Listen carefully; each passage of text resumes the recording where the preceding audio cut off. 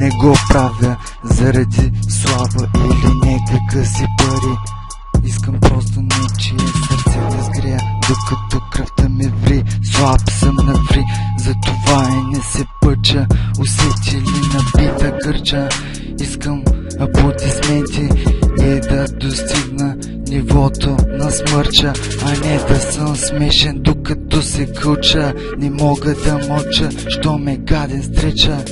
Пускам се по тъча, без да търся на хората краката като мърша. Що ме е писано, ще се случи.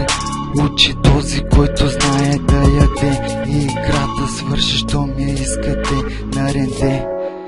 Тъпо пишлеме съм и понякога се чувствам отекчен. Не ме е бе, че ме мисля за откачен.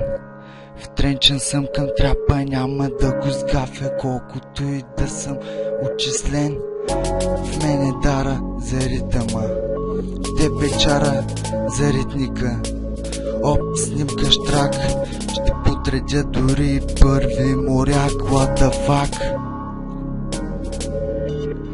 Пак се очертава як трак, минавам си по пътя брак, очертан слаг брат. Занаята е нещото, което ме крепи, дори и да има жълт знак. Тая земетрусна бомба я усетиха в Ирак. Абе брат, ти на кво си?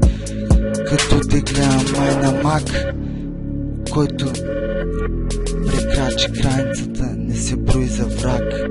Слагат си подбирате главите или май спите, като сърните, дето откраднаха парите. Така като ви гледам с тези шайби на значките. Силата е в сръчките, проблема в сестричките, дето не ме пускат да си ходя на воля.